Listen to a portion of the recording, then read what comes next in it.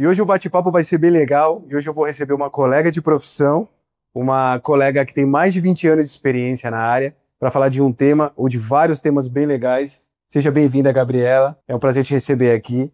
E eu queria falar, a gente tem bastante coisa para falar sobre fisioterapia vascular e sobre lipedema. É um prazer o convite, né? Um tema que está tão em alta, inclusive esse mês é o mês de conscientização sobre o lipedema. Eu fico tão feliz de poder conversar com colegas, né, fisioterapeutas, e a gente engrandecer essa profissão que é tão linda e trazer a importância da fisioterapia para o lipedema. Eu sou Gabriela Tosta, fisioterapeuta, já trabalho com essa área de circulação há mais de 20 anos, né? Minha formação é cardiovascular, que até eu estava falando com o Rodrigo, como é interessante. A cardiovascular, a gente pega além, né, de toda a circulação periférica, o coração e o pulmão. Não quer dizer que a vascular também não tenha o coração, óbvio que a gente tem o retorno venoso, mas eu estou muito mais na parte periférica das pernas, né? Então, quando a gente fala da fisioterapia vascular, é basicamente isso. A gente vai focar na nossa circulação. E quando a gente fala de lipedema, a gente fala de uma doença do tecido adiposo. É uma doença da gordura. E essas mulheres vêm sofrendo aí há muitos anos. E nós, brasileiras, somos 12%. E esse tema está bem alto hoje em dia, né? E imagina, 12% de brasileiras têm lipedema. É muita gente. E isso a gente associava ao quadril largo, a mulher brasileira, a Luísa Brunet.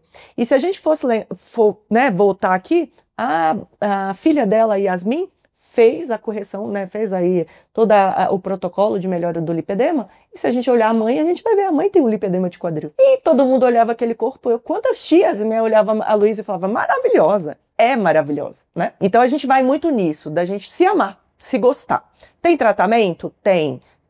É uma doença crônica. Quando a gente fala que é uma doença crônica, a gente não pode falar em cura, mas a gente pode falar em tratamento e a gente pode falar em estabilidade da doença, né? Evitar a progressão da doença. Como você falou da Yasmin e da Luísa Brunet, tem algum componente hereditário de mãe para filha, de vó para mãe, para neta? Isso existe? Ele é genético, né? Esse gene, ele está sendo realmente estudado para ser delimitado e para realmente a gente ter uma pesquisa, né, para ter um diagnóstico, porque o diagnóstico do lipedema ele é clínico. A gente tem sim exames, sim, vai mostrar a gordura, mas o que é interessante hoje, com essas canetas de emagrecimento, derrete a gordura. Eu tô tendo pacientes com questões que antes tinham lá o diagnóstico de lipedema, as queixas, né? A gente tem até um questionário de lipedema que a paciente preenche e depois derrete a gordura. E a paciente passa a não ter essa medida mais. Então até a gente fala, nossa, mas e aí, como é que fica? A paciente não tem mais lipedema? Não. A paciente melhorou, regrediu o grau, mas o diagnóstico de lipedema é uma doença crônica. Ele continua. Por ela ser uma doença crônica, ela é multifatorial? São vários fatores que influenciam ambiente, hábitos, estilos de vida. Exatamente. Então a gente vê, sim, é um fator hereditário e ela também tem associação com o ganho de peso. Mas, por exemplo, a Yasmin é uma pessoa, para os padrões que a gente vê, ela é uma pessoa magra. Quem olha ela é magra. Não é só a pessoa gordinha, uma pessoa acima do peso que vai ter o lipedema, mas né? A gente pode ter uma pessoa magra que não tem uma dieta ideal. Entendi. A gente pode ter uma pessoa magra que não faz atividade física ideal.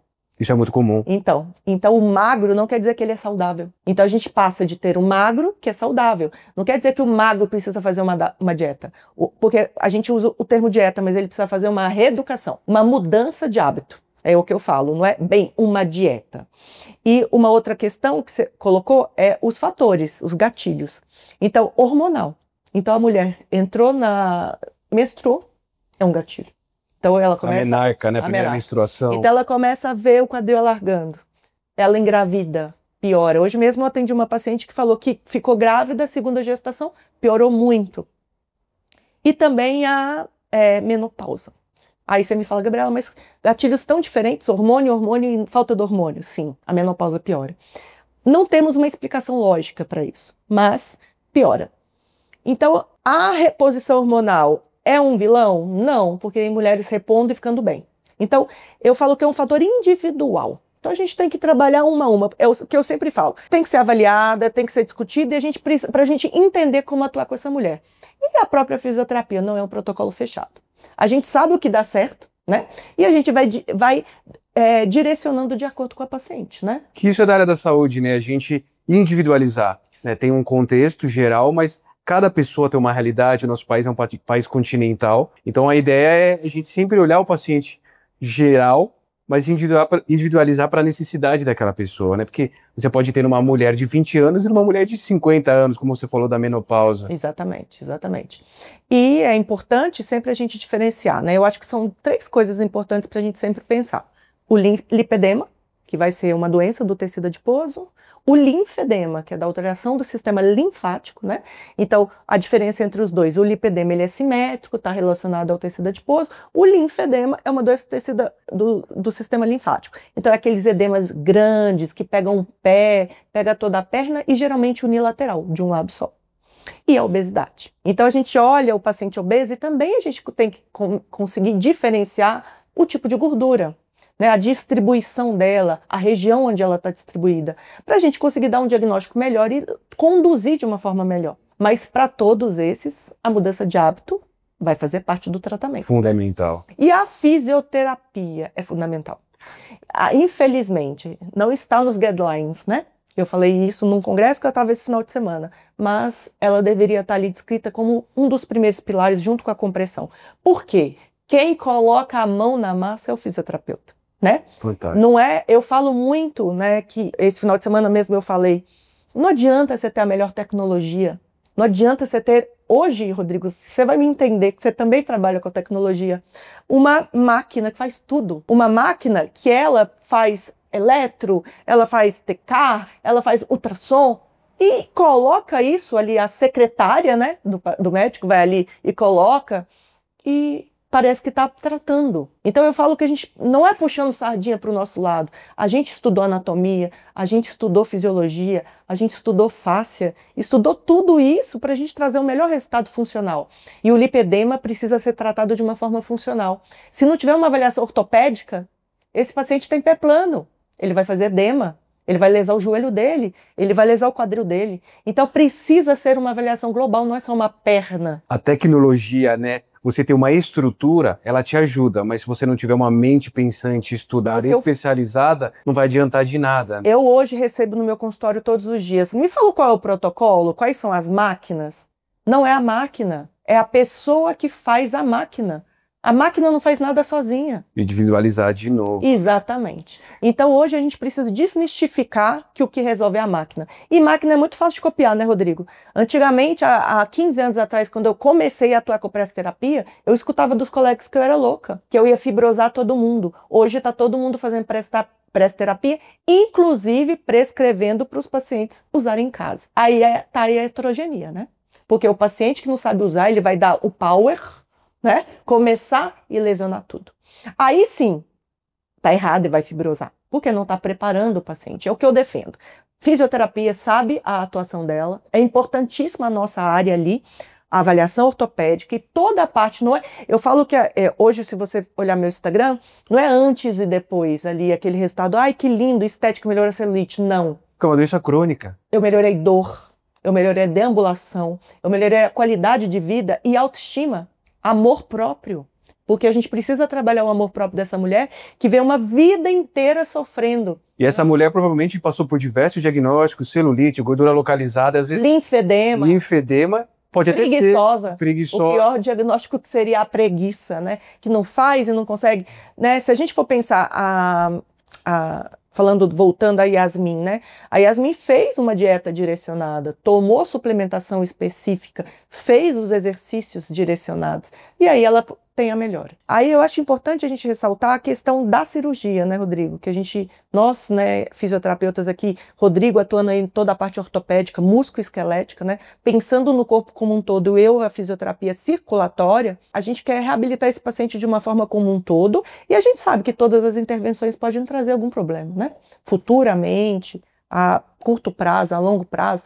Então, o objetivo do tratamento conservador do lipedema é trazer o melhor resultado. Melhor resultado funcional, que é o primeiro pilar, e outro melhor resultado estético, né? Claro que a gente vai delimitar aqui com aquela mulher o limite. Existe um limite, não tem como. E a cirurgia, ela veio como um fator eu falo que é a cereja do bolo. Não é para todo mundo, não é para todas, mas é a cereja do bolo para aquelas que querem, né? Então, precisa primeiro todo um tratamento conservador, no mínimo de 1 ano.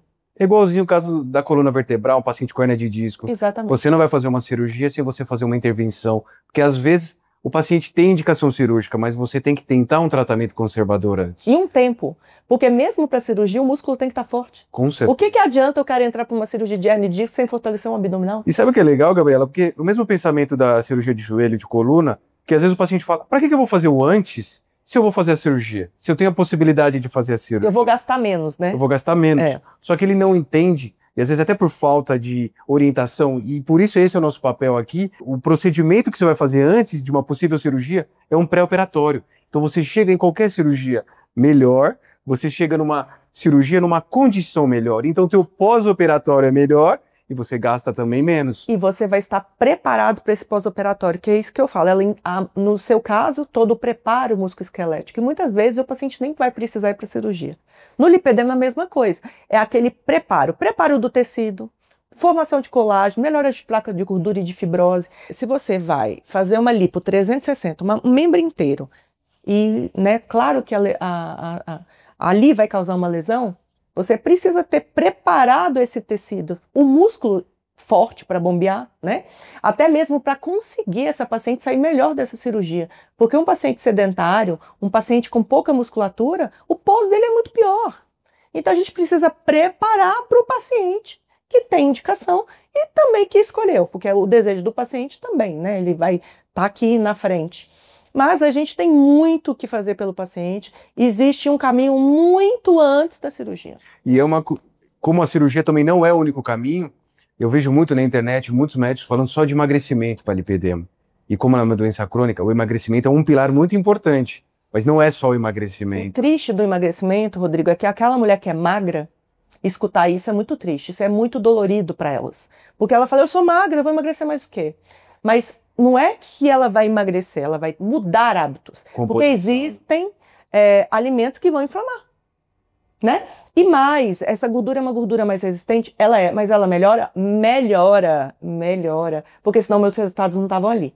E eu não tenho Photoshop, eu não tenho luz especial. Não tem inteligência artificial. Não tem inteligência artificial. Ali é antes e depois, real. E muitas vezes vem, né, pessoas, é luz, é ângulo. Aí eu convido, vem no meu consultório me conhecer. Entendeu? Porque a gente consegue entregar resultados magníficos, ótimos, e muitas pacientes desistem da cirurgia, né? E também a importância do pré-cirúrgico. Preparo muscular, preparo da pele, preparo da mulher para entender as compressões, né? Entender como vai ser essa cirurgia, como ela vai tocar, quem vai ajudar. Eu acho que tudo isso é muito importante. Você está falando de tudo isso e eu lembrei de uma coisa. O lipedema, diferente do linfedema, ele pode ser, geralmente ele é bilateral, as duas pernas, né, os dois membros. Existe lipedema no braço? Existe. No flanco, na cintura? Não. Nos culotes? Culotes, sim. Nos braços, sim. Inclusive o lipedema de braço, quando a mulher ganhou muito peso, ele limita. Ele limita, porque ela tem dificuldade de levantar os braços, ela tem dificuldade de pegar as coisas. Realmente limita. Não consegue encontrar uma roupa. Então, realmente, ele limita muito. E no culote, a gente tem várias deformidades da deposição daquela gordura que ela vai crescendo, crescendo e crescendo. Então, temos lipedema. E se você vai engordando mais com essa deformidade, você vai ficando mais torto, mais disforme. Mais torto, disforme, com uma característica... E uma coisa interessante que a gente está vendo agora, Rodrigo, eu falo que é importante, né? A gente começou uma conversa falando sobre as pessoas que começaram o trabalho, né? Eu trabalho com lipedema há muito tempo, inclusive eu tenho um protocolo com todas as tecnologias que eu uso hoje, que ele foi patenteado e fechado em pandemia 2020? Foi 2020. 2019 eu patenteei esse protocolo, para você ver. E hoje todo mundo... A gente fala que hoje a gente tem as cópias, né, Rodrigo? As pessoas estão fazendo sem saber por que estão fazendo, né? Eu comecei a trabalhar com pressoterapia 15 anos atrás e os colegas falavam que eu era louca. E hoje é essa loucura que é a pressoterapia. Então, a importância de saber o que a gente está fazendo. E com isso, né, eu sofria muito, e você sabe como a gente vai criando coisas para ajudar os pacientes. E muitas coisas a gente não tem na mão, tem fora do país, mas a gente não tem aqui. E eu trouxe a superfície irregular, em forma de faixa. E as roupas, vestimentas para lipedema compressiva de malha plana. E o que a gente está vendo? Que o uso da superfície irregular e a roupa compressiva correta, não essas leggings que o mercado traz, eu consigo fazer uma adequação da gordura, uma melhora. Então a gordura ela fica mais simétrica. Composição corporal mesmo. Isso, e eu consigo melhorar a fibrose. Então o que eu vejo? Uma redução do espaço e da gordura durante o uso da compressão. O aspecto de deformado fica melhor. Fica melhor. E eu, muitas vezes, né, eu tenho casos de pacientes que tinham uma gordura um pouco mais assimétrica e eu consegui deixar regular, sem cirurgia. Essas roupas de pressoterapia, é até legal você falar isso, porque isso é uma coisa muito nova. Para você não que está há bastante tempo na área, mas para quem está acompanhando a gente, essa roupa, ela tem uma média compressão, uma leve compressão, como uma meia de compressão, aquelas que a gente está acostumado a ver. A vestimenta compressiva de malha plana, ela tem compressões até 25 milímetros de mercúrio. Tá. Né? O lipedema, até os guidelines já trazem pra gente, ele responde à malha plana, muito bem à malha plana. Porém, a malha plana é um tecido mais rígido, ele tem uma rigidez menor, e aí o que acontece? É mais difícil de vestir, e geralmente mais grossos. Então, as pacientes de graus menores, né, de tipos menores, elas não se aderem tanto ao uso da malha plana, mas a resposta é muito melhor. Então, essa vestimenta de malha plana, ela veio realmente para ajudar, porque a mulher de lipedema de quadril coloca uma bermuda simplesmente. E a gente consegue fazer todo esse trabalho. Então, veio realmente para ajudar. Mas aí o mercado vem com essas adaptações de tecidos elásticos, né? E funciona da mesma forma. Meia malha plana vai trabalhar uma forma, o retorno venoso, diferente da circular. E também para a gordura vai funcionar do mesmo jeito. Entendi. Então, não adianta eu colocar um tecido elástico, uma legging comum, achando que vai responder à gordura do mesmo jeito, porque ela não vai. Eu preciso de mais rigidez. Fantástico, são coisas totalmente diferentes. Totalmente. Né? Elas se complementam, mas são coisas diferentes. Exatamente. Uma é para a gordura e outra é para a questão vascular, né? Então, se eu penso assim, eu posso ter uma malha plana para eu usar durante o dia, para eu malhar, porque a resposta hemodinâmica é melhor. E eu posso ter uma malha circular mais bonita, mais estética, porque ela é mais bonita, mais estética, para eu ir trabalhar, para eu ir numa festa. O futuro seria uma junção dessas duas, algum tecido, uma tecnologia sem um fim, né? O problema é que a gente não consegue uma resposta tão estética na malha plana. Porque ela tem que ter essa rigidez para ela conseguir exercer esse papel dela, né, de eficiência. Mas a gente consegue, eu falo que a terapia compressiva ela tem que ser usada de forma inteligente. Mas não é qualquer roupa que você compra no Mercado Livre. Não. Tem que ser uma roupa séria, pensando nem em saúde. Nem na China, nem... Isso. Não, a gente tem uma única fábrica, né, não sei se eu posso falar nome aqui, que vende a roupa compressiva de malha plana, que é a Rislin, que é de Belo Horizonte, né? E a gente tem outras N marcas de meias de compressivas que são, né, que a gente já tem no mercado. Venosan, a Med, né? Então a gente já tem essas marcas consolidadas que já estão no mercado há anos e são marcas estrangeiras que trazem as meias malhas planas. Agora, por isso que a meia de compressão ela não é barata, né? Não é barata. Porque se você vê uma meia de compressão muito barata, provavelmente alguma coisa tem, né, Gabriela? Não, isso é uma coisa muito importante que ele falou. O preço realmente, tanto da vestimenta compressiva quanto a meia, é mais alto, mas existe toda uma tecnologia, Rodrigo. Eu fui conhecer uma fábrica e ver a fabricação. São linhas, quando elas vão se juntar para formar a meia, do mundo inteiro. Tem linha do Japão, linha dos Estados Unidos, e vai juntando e fazendo aquele tecido. E, assim, são várias e várias salas, vários e vários testes. Não é uma coisa tão simples. E depois disso tudo, elas são encaixadas numa perna, tá? Para ver se realmente ela está dando a compressão ideal. Então, não é uma coisa de costurada. Eu vou aproveitar que a gente está falando disso e vamos ter que falar disso, de a meia de compressão.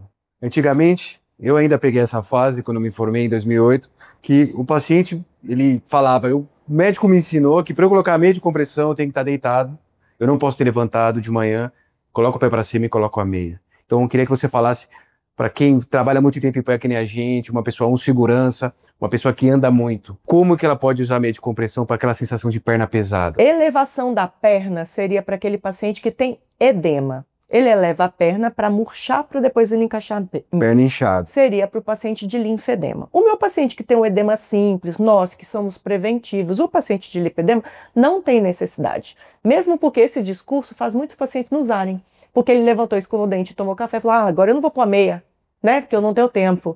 Então não precisa. Você pode simplesmente fazer sua higiene, tomar café, e colocar a meia logo depois. Agora, para o meu paciente de linfedema, que já tem o edema, na hora que ele fizer isso tudo, a perna vai crescer. Então era legal ele elevar para depois colocar meia. E o legal desse nosso bate-papo é trazer mais informação, mais conhecimento para as pessoas que estão em casa, porque nosso país é um país multicontinental e eu acho que muita gente tem lipedema ou até linfedema e não tem nem ideia do que é. E sempre acha que tô com a perna inchada. Minha esposa tem, ela descobriu, ela acompanha você, ela não sabia, né? Ela falou, Rodrigo, você conhece essa fisioterapeuta? Eu falei, eu conheço.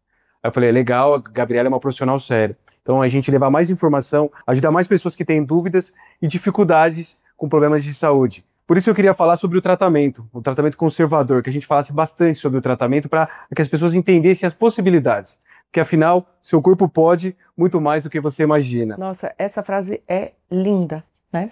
E eu espero sua esposa lá no consultório, hein? Vamos marcar. Agora vamos pro consultório. Então, o seu corpo pode muito mais do que você imagina, e isso é verdade. Ele consegue dar resposta. Ele consegue te entregar, sim. Eu falo que a gente precisa só alinhar o desejo, né? Porque muitas vezes aquela perna da Gisele Bündchen não é a perna que eu vou conseguir ter, mas eu vou conseguir ter a minha melhor versão, né? É isso. É isso que importa, a minha melhor versão. Então, como funciona o tratamento conservador? Eu falo que é uma jornada juntas ou para o homem também, né? Existem homens com lipedema. Então, o que a gente vai fazer? Inicialmente a gente vai melhorar toda a parte congesta, a parte de circulação, promovendo um melhor retorno venoso, um melhor retorno linfático principalmente. Apesar de não ter uma doença linfática, nós temos compressões linfáticas. A gente vai trabalhar toda a parte de fibrose, melhora de tecido, a celulite, porque ela é uma doença circulatória, né? Então a gente melhora a celulite, melhora a fibrose e depois a gente começa toda a parte de produção colágena, tá? Melhora de aderência de pele. E depois, o mais, né, junto, eu falo depois na sequência, mas sempre trabalhando junto, músculo, ganho da massa muscular. Porque eu vou levar o meu paciente para ter uma longevidade melhor, eu vou dar mais melhora de qualidade de vida e eu vou queimar gordura. Então é trabalhado muito músculo. Além de toda a parte ortopédica, né? Uma avaliação ortopédica, se necessário palmilha, né? Terapia compressiva sempre, mas a fisioterapia, ela atua nesses pontos e de suma importância. Então eu falo, eu desejo um guideline colocando a fisioterapia junto com a terapia compressiva. Infelizmente a fisioterapia não está no guideline, é uma coisa inaceitável nos dias de hoje. E a fisioterapia não é só isso, né? Eu acho interessante, Rodrigo, quando coloca no guideline drenagem linfática, e não põe a fisioterapia, quem vai fazer, né? Então eu penso assim, não adianta, eu falo isso e é muito importante, né? Que esse bate-papo nosso ele tem um alcance extremo. Por quê? A pressoterapia não substitui a drenagem linfática. E nem a drenagem substitui a pressoterapia. Agora que você falou da drenagem, é um tema polêmico, mas a gente vai entrar, porque a gente vai levar informação para as pessoas que estão em casa. Drenagem linfática. Eu posso fazer qualquer pessoa. Tem muita promoção de drenagem linfática em clínica de estética, mas drenagem, se não for bem feita, ela não serve para nada. Ela não é drenagem linfática, né? Na clínica estética, a maioria das vezes é uma massagem modeladora. E a drenagem linfática, ela bem feita, ela resolve muitas coisas relacionadas à linfa, né? Mas não é o principal tratamento para muitas patologias. Por exemplo, se eu pegar um linfedema e fizer só drenagem linfática, eu não vou ter resposta. Apesar de ser uma doença linfática. Eu preciso associar a terapia compressiva e a exercício miolinfocinético, são exercícios de bomba de retorno venoso, para eu ter uma resposta.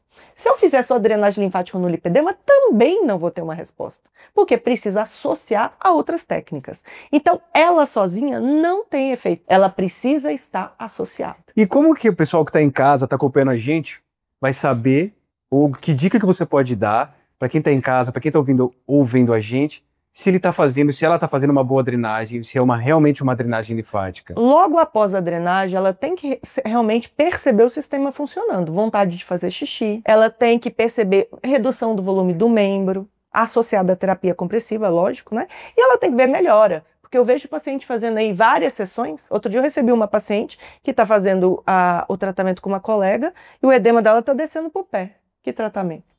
Então eu penso assim, a gente precisa ver a resposta do nosso corpo. Ele não está respondendo? Não está melhorando? Será que está sendo feito da forma correta?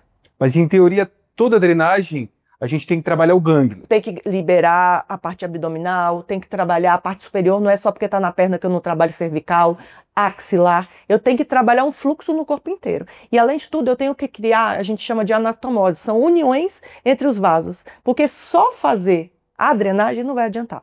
E uma coisa que você chamou a atenção, que eu achei importante, é a gente falar, além da drenagem linfática, as contraindicações, né?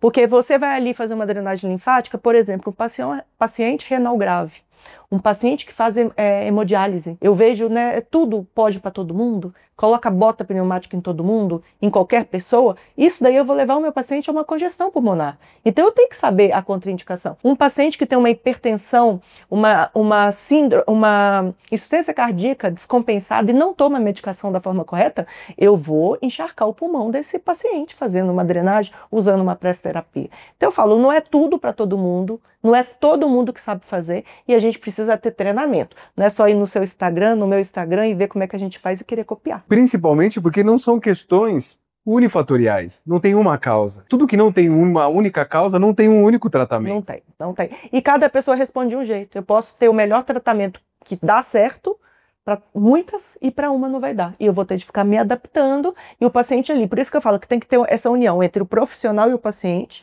para a gente conseguir trazer um melhor resultado. Porque ele vai me dizer no dia a dia como é que está mudando a vida dele para eu conseguir ir acrescentando ou tirando, né, nesse dia a dia. Eu acho legal esse papo, daria para ficar um dia falando sobre isso, mas basicamente uma paciente, uma pessoa que tem lipedema, a gente tem que ter mudanças de estilo de vida, mudança de hábitos.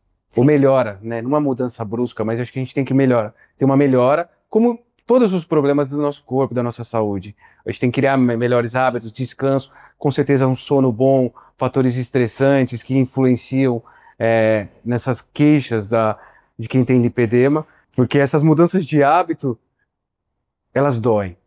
E a gente, como ser humano, eu também sou ser humano, mudar, tirar aquele hábito de comer um chocolatinho, fazer coisas que vão mexer com a gente, não é fácil. Então, eu queria que você deixasse uma dica, que ajudasse essas pessoas que têm lipedema, que você pudesse ajudar essas pessoas com alguma informação, com alguma dica, para elas procurarem um profissional especializado. É importante a gente sempre pensar, né? Na hora que a gente fala em doença crônica, mesmo lipedema, dieta.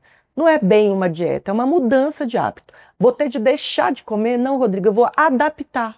Adaptar muitas vezes. E é para a família. Sua esposa tem? Nós vamos mudar o contexto alimentar dessa família.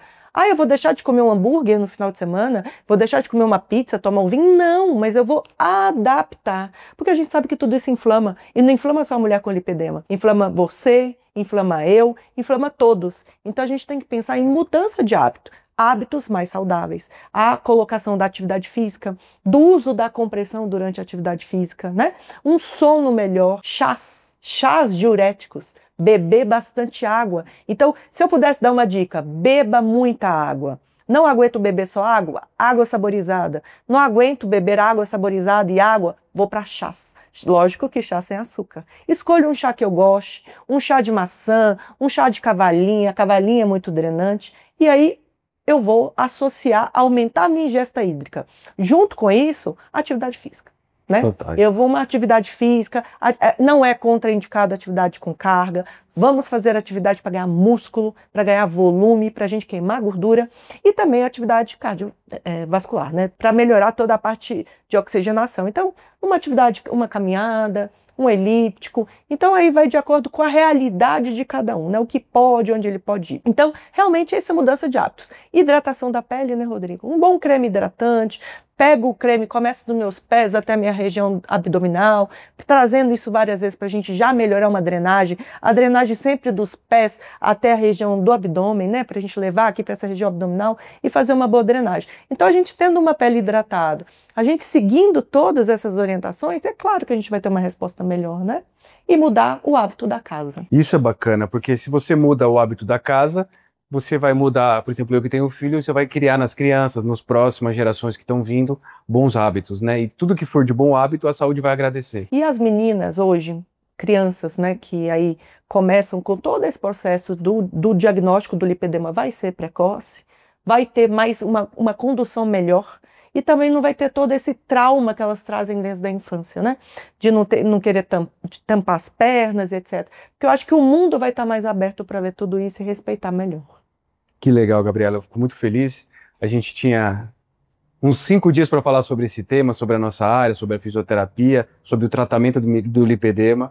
Então a gente já estendo o convite para uma próxima oportunidade para a gente poder falar de mais temas, mais coisas da nossa área em comum e te agradecer pela essa oportunidade. Obrigada, eu que te agradeço, é um prazer, né? Eu acho que sempre trazer esclarecimento e as pessoas poderem ter acesso a isso é muito importante. Obrigado, Gabriela. Até uma próxima. Obrigada, obrigada.